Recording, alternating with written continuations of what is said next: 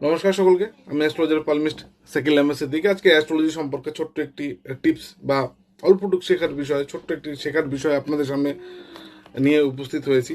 তো চেষ্টা করি আমি মাঝে মাঝে আপনাদেরকে নতুন নতুন কিছু শেখানোর বা পুরোনো জিনিসগুলোকে একটু নতুনভাবে শেখানোর বা বুঝিয়ে বলার, বিশেষ করে আমার ছাত্রদের জন্য বা যারা শিখতে চাইছেন তাদের জন্য বা যারা শেখার আগ্রহী তাদের জন্য এই টপিকগুলো নিয়ে আলোচনা করা। আজকে গ্রহদের না উচ্চস্থ নিচস্থ এবং নাশস্থ অবস্থা নিয়ে আলোচনা করব।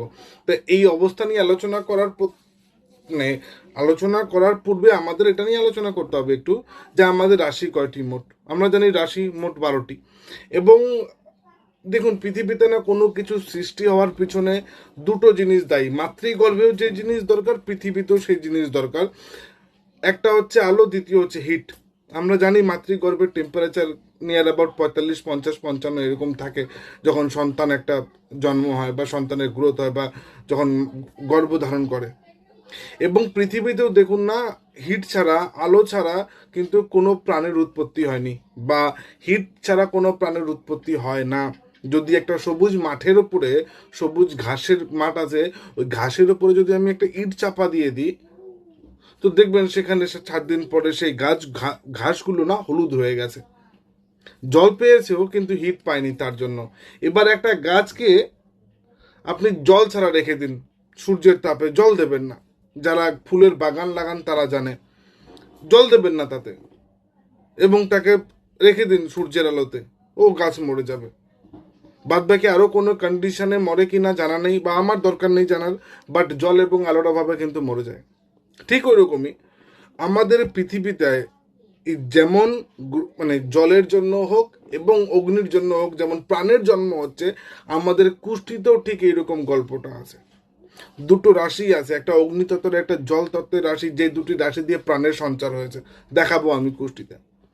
এরপরে তারা গ্রহগুলোকে মাতা এবং পিতা হিসাবে, যেমন রবি পিতা হিসাবে এবং চন্দ্র মাতা হিসাবে, প্রত্যেকটি গ্রহকে না ভাগ করে নিয়েছে তারা নিজের মতো করে। এরপরে এই প্রত্যেকটি গ্রহ একটি করে ঘর পেয়েছে, তার মানে তার নিজের ঘর রয়েছে। এগুলো সব দেখাবো। এবং কিছু কিছু জায়গা আছে যেখানে গ্রহগুলো বসলে খুব শান্তি অনুভব করে এবং সেখান থেকে বসেও সুফল দান করে। যেমন আপনার বাবা স্কুলের টিচার এবং উনি টিফিনের ইনচার্জে আছেন। এবার বাবা স্কুলের টিচার, টিফিনের ইনচার্জ কিন্তু স্কুলে, বাড়িতে না। ওনাকে যদি টিফিন চাওয়া হয় তো বাড়ির থেকে, স্কুলে চাইলে পরে উনি দিতে পারবেন একটা জায়গায় দুটো, কিন্তু যখন টিফিন আওয়ার শেষ তখন কিন্তু আর তিনি দিতে পারবেন না, কারণ ওনার লিমিট টিফিন অব্দি ছিল। মানে 10টা থেকে 2টো বা 2টো থেকে 2:30 বা 2টো থেকে 3টের মধ্যে ওনার পাওয়ার। তারপরে উনি টিচার থাকবেন, কিন্তু স্পেশাল পাওয়ার থাকবে না, যে পাওয়ারটা উনি সবাইকে যে যার মতো টিফিন দিয়ে যাচ্ছেন। বা একটা হেডমাস্টার, তার ক্ষমতা স্কুলের বাইরে কিন্তু হেডমাস্টার না, জেনারেল পাবলিক। তো ওই 10টা টু 5টা উনি হেডমাস্টার, সানডে হেডমাস্টার না কিন্তু উনি, বা আদার্স টাইম কিন্তু হেডমাস্টার না। প্রত্যেকটি গ্রহ তাদের নিজস্ব ঘর আছে। ওই ঘরগুলোকে না, তাদের নিজের ঘরগুলোকে সক্ষেত্র বলা হয়। যেমন আমি আমার ঘরে আছি, আপনি আপনার বাড়িতে আছেন, রাম শ্যাম যদু মধু প্রত্যেকেই নিজের নিজের ঘরে আছে। আমার বাবার প্রপার্টি, আমার নাম প্রপার্টি, আমি থাকছি সক্ষেত্র। বা এবং গ্রহদের ক্ষেত্রেও তাই কিন্তু। এবার গ্রহদের নিচস্থ এবং উচ্চস্থ অবস্থাটা কি আমি দেখাবো একটু কুষ্টিতে। গ্রহদের উচ্চস্থ অবস্থা হচ্ছে, মনে করুন আপনার বাড়িতে মোট 5টি রুম আছে, কিন্তু আপনার রুম এক্সট্রা আছে, 4 নম্বর রুমটা আপনার। এবার আপনাকে 4 নম্বর রুমে ঘুমোতে না দিয়ে আপনাকে 1, 2, 3 এবং 5 নম্বর রুমে ঘুমোতে দেওয়া হচ্ছে। বলুন ঘুম ঠিকঠাক হবে কিনা? হবে না ঘুম ঠিকঠাক, কারণ নিজের বেডে ঘুমানোর মজাই আলাদা। এবার এটাও বলতে পারবেন না যে আপনি ঘরের বাইরে ছিলেন, আপনি অন্যের বাড়িতে ঘুমিয়েছিলেন, আপনি কোনো বন্ধুর বাড়িতে ছিলেন, এমনও বলতে পারবেন না তো, কারণ আপনি নিজের ঘরে আছেন। হ্যাঁ, তবে বেডটা নিজের না। আমার অ্যাটমসফিয়ার যে দরকার, ওই অ্যাটমসফিয়ারটা অন্য রুমে নেই। যে অ্যাটমসফিয়ারটা দরকার, আমি রুমে ঢুকে আগে 1 ঘন্টা গান শুনবো, তারপরে একটু টিভি দেখবো, তারপরে একটু এই সেই করবো, গেজাবো রুমে, তারপরে ঘুমাবো গান শুনতে শুনতে। এই অ্যাটমসফিয়ারটা অন্য রুমে তো পাওয়া যাবে না। তো আমার রুমে যে ঘুমটা হবে, সব থেকে পাওয়ারফুল ঘুমাবে। তো আমার ঘরেই আছি আমি, কিন্তু বিশেষ একটা রুমে কিন্তু আমার স্বক্ষেত্র, বা বিশেষ একটা রুমে আমি কিন্তু খুব কমফোর্টেবল ফিল করি, মন ভালো থাকে, আমাকে যে যা বলবে আমি করে দিই, এটা হচ্ছে তার উচ্চস্থ অবস্থা। মানে বা স্কুল হেডমাস্টার স্কুলে আছে, তার ক্ষমতা যদি দেখতে তখন দেখুন 10টা 5টা, তার উচ্চস্থ অবস্থা ওটা। পুলিশ ডিউটিতে আছে, তার উচ্চস্থ অবস্থা ওটা। রিটায়ার হওয়ার পরের অবস্থা, রিটায়ার হওয়ার আগের অবস্থা, রিটায়ার হওয়া ইন ডিউটিতে থাকা মানে উচ্চস্থ অবস্থা থাকা, ক্ষমতায় থাকা, পাওয়ারে থাকা। এবার স্বক্ষেত্রটা কি? আমি নিজের ঘরে আছি, এটা স্বক্ষেত্র। আমি নিজের বেডে ঘুমিয়েছি, উচ্চস্থ অবস্থা। নিচস্থ অবস্থা কি? নিচস্থ অবস্থা হচ্ছে, মনে করুন আমি আপনাকে ইনভাইট করলাম, আপনাকে আমার বাড়িতে ডাকলাম, এবার আপনার প্রিয় 25 রকম খাবার আমি করেছি, কোয়ান্টিটি 3 গুণ করেছি যতটুকু আপনার দরকার, কিন্তু আমার একটা কন্ডিশন আছে, আমি আপনাকে হাত দিয়ে খেতে দেবো না, যখনই খেতে দেবো আপনার হাত পিছনে করে বেঁধে রেখে দেবো। এবার ওই খাবারের মধ্যে লিকুইড আছে, ওই খাবারের মধ্যে বিভিন্ন ধরনের জুস আছে, চিপস আছে, ভাত আছে, ফ্রাইড রাইস আছে, পোলাও আছে, মাংস আছে, গরম জিনিস আছে, ঠান্ডা জিনিস আছে, হার্ড জিনিস আছে, লিকুইড আছে, অনেক কিছু আছে, এবং কোয়ান্টিটি থেকে 3 গুণ বেশি আছে, কিন্তু হাত বাঁধা আছে। বলুন আপনি খেতে পারবেন কিনা? পারবেন না। আপনি খেতে পারবেনই না। বলবেন মুখ দিয়ে খাবো, 5 মিনিট মুখ দিয়ে খাবেন। গরম স্যুপটা মুখ দিয়ে খাবেন কি করে? কোল্ড ড্রিঙ্কসটা খুলবেন কি করে? পাঁপড়টা কি করে মুখ দিয়ে খাবেন? আচ্ছা, পাঁপড়টা না খেয়ে নিলে ভাতটা কি করে খাবেন? জলটা কি করে খাবেন? হাত তো বাঁধা। গরম স্যুপটা কি করে খাবেন? 5 মিনিট, 10 মিনিট, আধা ঘন্টা ট্রাই করার পর না বিরক্ত আর ফেলে ফেলে চলে যাবেন সেখান থেকে, দরকার নেই তোমার খাবার। এবার যখন আমি আধা ঘন্টা পরে কল করব আপনাকে, বলবো কেমন খেলেন, আপনি আমাকে না গাল দেবেন যে খাবার যখন দিয়েছো হাতটা খুলে দিতে। অ্যাকচুয়ালি আমার তো এক্সামিন করার ছিল যে আপনার হাতের সামনে সমস্ত খাবার রয়েছে, অথচ আপনি খেতে পারলেন না। এটা হচ্ছে গ্রহের নিচস্থ অবস্থা। সুযোগ সবই আছে, ও এমন সিচুয়েশনে বসে যায় না, ক্ষমতা থাকলে পরেও তার ইউটিলাইজ করতে পারে না। ক্ষমতা থাকলেও সে ইউটিলাইজ করতে পারে না। সুযোগ ছিল খাবার, খেতে পারেনি, নিচস্থ অবস্থা। এমন অবস্থায় ছিল যে একটা অনুভব করতে পারেনি, একটা দানা খেয়েছে ব্যাস। বা চামচ দিয়ে দিলাম খাওয়ার জন্য, চামচ দিয়ে খাও, এটা নিচস্থ অবস্থা। যতটুকু খেতে পারতেন খেতে পারলেন না, যতটা ফল দেওয়ার কথা গ্রহটা ততটা ফল দিচ্ছে না। নিচস্থ অবস্থায় গ্রহরা ফল দেয় না, এই কথাটা ভুল। ফল দেয়, কিন্তু স্লো দেয়। যেরকম গ্রহ সেই অনুযায়ী ফল দেয়, শুভ গ্রহ, অশুভ গ্রহ, ক্রূর গ্রহ, পাপক গ্রহ সেই অনুযায়ী তার ফল দেয়, এবং পরিমাণে কম দেয়, স্লোলি দেয়, স্মুথলি দেয়। 100% দেবে না, যেটা উচ্চস্থ গ্রহ দিয়ে থাকে, সক্ষেত্র গ্রহ দিয়ে থাকে, তবে দেয়, কিন্তু সেটা 20 থেকে 30%। এই হচ্ছে নিচস্থ গ্রহ বা নাশস্থ। নাশস্থটা কি জিনিস? আপনাকে 2.5 লাখ টাকা দামের পেন দিলাম, আপনি খুব ভালো আর্ট করেন, আপনাকে 2.5 লাখ টাকা দামের পেন দিলাম, এবার আপনি পরীক্ষায় গিয়ে দেখছেন পেনে কালি নেই। আপনি ওই পেনের উপরে ভরসা করে গেছেন, আপনি জানেন কিন্তু সবকিছু, আপনি ক্লাসের ফার্স্ট বয়, বা আপনার মধ্যে যে ক্রিয়েটিভিটি আছে তাতে আপনি প্রথম হবেনই, 100% প্রথম হবেন, কিন্তু আপনাকে যে পেন দিয়েছে সেই পেনে কালি নেই, আর আপনি ওই একটা পেনই নিয়ে গেছেন মাত্র। এই অবস্থা থেকে খারাপ অবস্থা কিছু হতে পারে যে আপনি সবকিছু জানেন, আপনার সবকিছু নখদর্পণে, আপনি রেডি, ফুল প্রিপেয়ার, সবাই জানেন যে আপনি ফার্স্ট হবেন এবার। বা মনে করুন আপনি খুব ভালো দৌড়ান, অ্যাথলিট ভালো, আমি আপনাকে হায়ার করে নিয়ে এলাম, বা আপনার ওখানে আপনি কোনো দৌড় খেলার নাম লিখিয়েছেন কোনো ক্লাবের হয়ে, আমি ঠিক আজকে রাত্রে গিয়ে আপনার পা ভেঙে দেবো। সবাই কিন্তু জানে যে আপনি প্রথম হবেন, মেডেল নিয়ে আসবেন, ক্লাবের হয়ে দারুণ নাম করবেন, একাধিক পুরস্কার পাবেন, ক্লাবের নাম হয়ে যাবে, কিন্তু রাত্রে যে আমি পা ভেঙেছি এটা কেউ জানে না। এবং কালকে যখন আপনার নাম ঘোষণা হবে না প্রতিযোগিতার সময়, আপনি হাত তুলে দেবেন যে আমি দৌড়তে পারবো না এই ভাঙা পা নিয়ে, আমি তো হসপিটালে ভর্তি।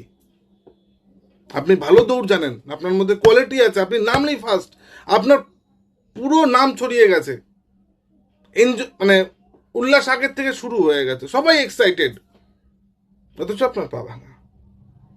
এই হচ্ছে গ্রহের নাশস্ত অবস্থা, দেবে সবকিছু, ইউটিলাইজ করতে দেবে না।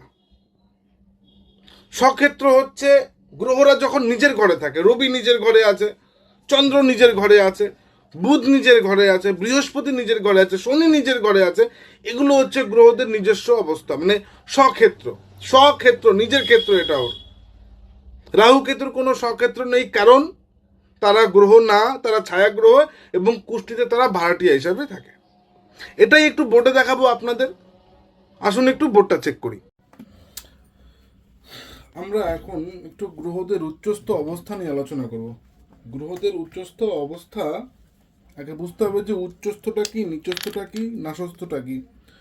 যে কোনো গ্রহের অনেকগুলি অবস্থা বর্তমান বা থাকে। অবস্থা হচ্ছে যে কোনো ওই গ্রহটি কেমন ফল কোথায় দেবে, মানে তার ক্ষমতা বা তার পাওয়ার। অ্যাকচুয়ালি তার পাওয়ার নির্ণয়ের জন্য আমরা তাদের অবস্থাটাকে বিচার করি, কোন রাশিতে বসে গ্রহটি কীরকম ফল দেবে, এটার জন্যই আমরা তাদের ক্ষমতা বা পাওয়ার বা তার অবস্থা দেখে থাকি। এবার এই অবস্থানও অনেক রকমের হয়ে থাকে, যেমন স্বক্ষেত্র হয়ে থাকে, উচ্চস্থ হয়ে থাকে, নিচস্থ হয়ে থাকে, নাশস্থ হয়ে থাকে, দিকবলি হয়ে থাকে। তো অনেকগুলি অবস্থা আছে, এই অবস্থা অনুযায়ী না তাদের প্রভাব বা তাদের ফলাফল চেঞ্জ হতে থাকে। এবার একটা কুষ্ঠি বিচারের সময় এই জিনিসগুলো আমাদেরকে মাথায় রাখতে হয় যে গ্রহটি কি উচ্চস্থ হয়েছে, গ্রহটি কি স্বক্ষেত্রী আছে, গ্রহটি কি নিচস্থ হয়েছে, গ্রহটি কি নাশস্থ হয়েছে, গ্রহটি দিকবল পেয়েছে কিনা, গ্রহটি বক্রি আছে কিনা, গ্রহটি মার্গী আছে কিনা, গ্রহটি নক্ষত্র কি আছে, প্রভৃতি কিছু আমাদের দেখতে লাগে। তার মধ্যে যেগুলো বেসিক এবং মোস্ট ইম্পর্টেন্ট সেটা হচ্ছে গ্রহটি কোথায় বসে রয়েছে, এবং তার জন্য সেই ঘরটি কীরকম ফল প্রদান করবে, সেই ঘরটিতে ওই গ্রহ, ওই ভাবটিতে ওই গ্রহ কেমন পারফরমেন্স দেবে বা তার ফল কীরকম দেবে, এটা বিচারের জন্য আমরা এই স্বক্ষেত্র, উচ্চ নিচ্চ অবস্থা বিচার করে থাকি। এবারে স্বক্ষেত্র বা উচ্চ অবস্থা বা নিচ্চ অবস্থা বিচার করতে হলে আমাদেরকে কিছু পয়েন্ট মনে রাখতে হবে। যেমন স্বক্ষেত্র প্রথমত যদি বিচার করতে যাই, তো স্বক্ষেত্র বিচার করতে হলে স্বক্ষেত্র, এবার স্বক্ষেত্র মানে হচ্ছে মানে হচ্ছে নিজ, ক্ষেত্র মানে হচ্ছে ভাব। এবার এটা মেষ রাশির ঘর আমরা জানি, এখানে মঙ্গলের অবস্থান, স্বক্ষেত্র নিয়ে আমি আগেও বলেছিলাম, তো মঙ্গলের অবস্থানটা হচ্ছে এটা স্বক্ষেত্র। এবার আমরা বিচার করব কি, যেটা মেইন সেটা হচ্ছে উচ্চ অবস্থা বা উচ্চস্থ অবস্থা নিয়ে বিচার করব। এখন যেটা বিচার করব সেটা হচ্ছে উচ্চস্থ অবস্থা নিয়ে। এই হচ্ছে আমার নাম্বার, আপনারা অনায়াসে কন্ট্যাক্ট করতে পারেন। বর্ধমান জ্যোতির্বিষয় ইনস্টিটিউটে আমি অ্যাস্ট্রোলজির এবং হস্তরেখার টিচিং দিই। যাই হোক, টিচিং তো না, ঠিকঠাক মানে একটু শিক্ষামূলক আর কি আলোচনা হয়। আর দ্বিতীয়ত হচ্ছে আমরা এখন উচ্চস্থ অবস্থা নিয়ে আলোচনা করব। উচ্চস্থ অবস্থা নিয়ে, এই উচ্চস্থ অবস্থা বোঝার আগে দু তিনটে জিনিস আমাদের মাথায় রাখতে হবে। প্রথমে যে জিনিসটা মাথায় রাখতে হবে সেটা হচ্ছে টোটাল রাশির মান হচ্ছে 360। এবার এই 360 মানের মধ্যে প্রতিটি রাশির মান হচ্ছে গিয়ে কিন্তু 30 ডিগ্রি, প্রতিটি কোণের মান কিন্তু 30 ডিগ্রি করে, ঠিক আছে। তার মানে একটি গ্রহ টোটাল 0 ডিগ্রি থেকে 30 ডিগ্রি পর্যন্ত এই দৌড়টা দেয়। এবার উচ্চস্থ অবস্থা হচ্ছে ওই অবস্থা, যেই অবস্থায় মনে করুন একটি মাঠ আছে, ওই মাঠের মধ্যে আপনাকে দৌড়তে দেওয়া হয়েছে এবং আপনার হাত পা দুটোই খোলা আছে, আপনি 100% নিজের ফোর্স, নিজের ক্ষমতা, নিজের চেষ্টা প্রয়োগ করতে পারবেন। কিন্তু আরেকটা পজিশন যদি দেই, মনে করুন একটা মাঠ আছে, ওই মাঠে আপনাকে দৌড়তে দেওয়া হলো, আপনার পা দুটো খোলা আছে কিন্তু আর হাত দুটো বেঁধে দেওয়া হয়েছে, আপনি চেষ্টা করলেও ভালোভাবে দৌড়তে পারবেন না। তো এই অবস্থাটাকে আমরা উচ্চস্থ অবস্থা বলবো, যেখানে আপনি আপনার 100% এফোর্ট দিচ্ছেন, এবং এই অবস্থাটাকে আমরা বলবো নিচস্থ অবস্থা। আপনি চেষ্টা করছেন কিন্তু 100% এফোর্ট দিতে পারছেন না। এই উচ্চস্থ অবস্থা, এইরকম ক্ষমতা ঘুরতে ঘুরতে গ্রহদেরও হয়ে থাকে। আমরা জানি গ্রহগুলো সব অ্যান্টি ক্লকওয়াইজ ঘোরে, ঘুরতে ঘুরতে তারা কোনো কোনো সময় এমন কিছু কিছু রাশি পেয়ে যায় যে রাশিগুলোতে তাদের পাওয়ার হয়তো খুব বেড়ে যায়, উচ্চস্থ হয়, তাদের পাওয়ার ক্ষীণ হয়ে যায়, নিচস্থ হয়, বা তাদের ক্ষমতা একদম হ্রাস পেয়ে যায়। এবং কিছু কিছু ঘুরতে ঘুরতে এমন তারা ভাবে চলে আসে যেটা তাদের নিজের ভাবা। যেমন যদি রবি ঘুরতে ঘুরতে এখানে চলে আসবে, যখন আজকের ডেটে শনি এখানে রয়েছে, বৃহস্পতির ঘরে রয়েছে, বৃহস্পতি এখানে রয়েছে, শুক্র মঙ্গল বুধ রবি এখানে রয়েছে। এটা মার্চের গল্প করছি, মার্চের 10 তারিখের গল্প করছি। তো যাই হোক, এই অবস্থা শনি যখন এভাবে ঘুরতে ঘুরতে, রবিও এখানে রয়েছে, যখন এখানে চলে আসবে স্বক্ষেত্রী হয়ে যাবে। মঙ্গল যখন ঘুরতে ঘুরতে এখানে চলে আসবে তখন স্বক্ষেত্রী হয়ে যাবে। এটা রইল স্বক্ষেত্র। এবার আমরা যেটা বুঝবো সেটা হচ্ছে গ্রহের উচ্চস্থ অবস্থা। কোন গ্রহগুলো কোথায় কোথায় কিভাবে উচ্চস্থ হয় এবং উচ্চস্থ গ্রহ কি দেয়। আমরা জানি কোনো গ্রহ যদি তার ক্ষমতায় থাকে সে তার 100% ফল দেয়। কীরকম ফল দেয়? তার নেচার বা তার বৈশিষ্ট্য অনুযায়ী ফল দেয়। এবার মঙ্গল হলে সে তার মঙ্গলের মতো, রবি হলে মান সম্মান যশ খ্যাতি কর্ম উন্নতি সরকারি চাকরি প্রভৃতি দেবে। তো ফল সম্পর্কে আমরা কম বেশি অবগত। এটা শিক্ষার জন্য আজকে দেওয়া, শিক্ষার জন্যই এটা আজকে ভিডিওটা করা, যে গ্রহটা উচ্চস্থ অ্যাকচুয়ালি হয় কোথায় এবং কত ডিগ্রির মধ্যে।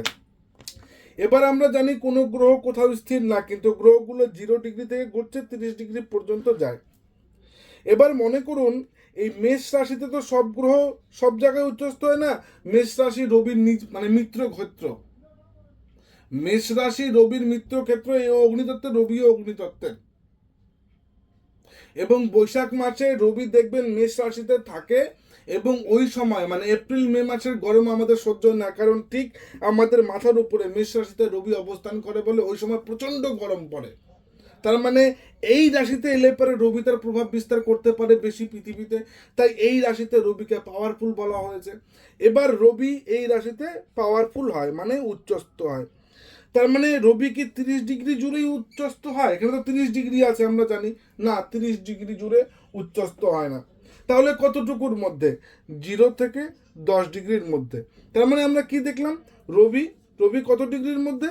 0 থেকে 10 ডিগ্রির মধ্যে রবি উচ্চস্থ হয়। এবার রবি ঘুরতে ঘুরতে যখনই 0 থেকে 10 ডিগ্রির মধ্যে থাকবে তখন আমরা রবিকে বলবো উচ্চস্থ আছে। কিন্তু 10 ডিগ্রির পরে কি বলবো? না, উচ্চ ক্ষেত্রে আছে। যদি এটাকে উচ্চ ক্ষেত্রে বলি তাহলে এটাকে সুউচ্চ অবস্থা বলতে পারি। 0 থেকে 10 ডিগ্রি সুউচ্চ অবস্থা, উচ্চ ভাব বা উচ্চ স্থান। এই গেল রবির। এরপরে যদি আসি তো চন্দ্রকে নিয়ে আসবো। তার মানে আমরা দেখলাম রবি এখানে 0 থেকে 10 ডিগ্রির মধ্যে উচ্চস্থ হয়। এরপরে চন্দ্র, চন্দ্র এই রাশিতে উচ্চস্থ হয়। চন্দ্র এই বৃষ রাশিতে উচ্চস্থ হয়। দুটোই কিন্তু স্ত্রী কারক গ্রহ, মানে ফিমেল গ্রহ। শুক্র ফিমেল, চন্দ্র ফিমেল। যাই হোক, পরে আসি সেগুলোতে।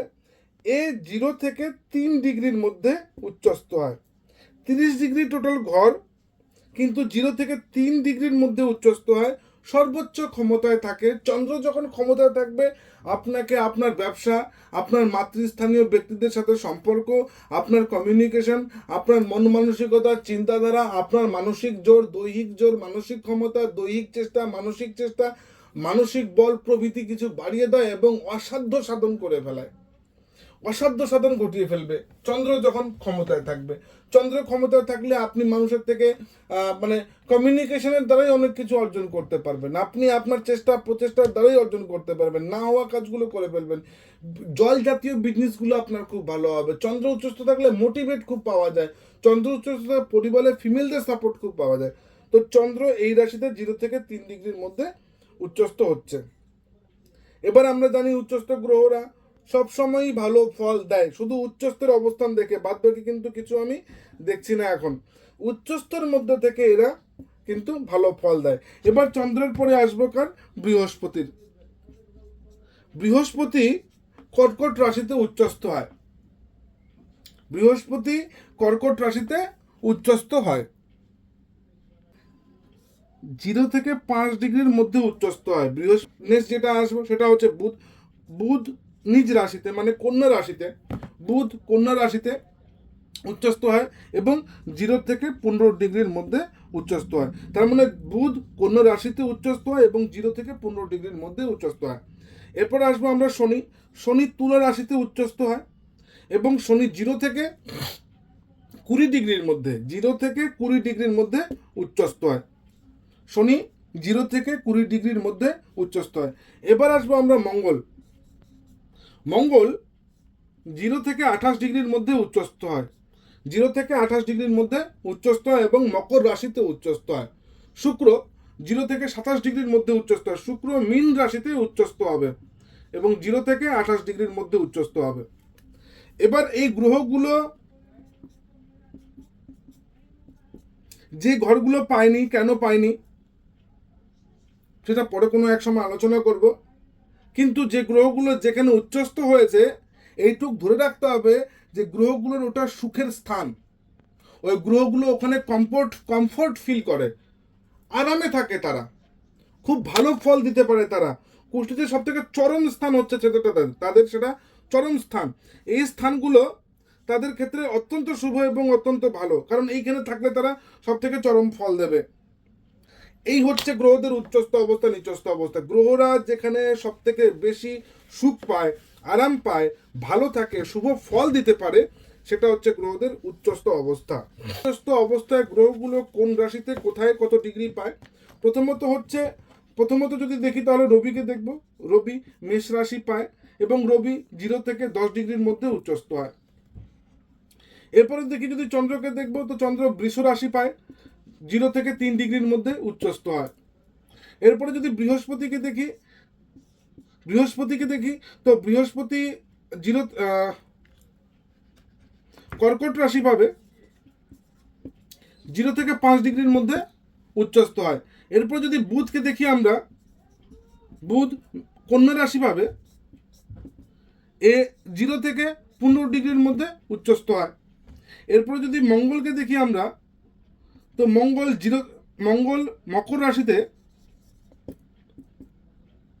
0 থেকে 28 ডিগ্রির মধ্যে উচ্চস্থ হয়।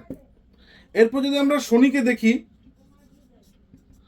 তুলা রাশিতে উচ্চস্থ হয় 0 থেকে 15 ডিগ্রির মধ্যে। শনি তুলা রাশিতে 0 থেকে 20 ডিগ্রির মধ্যে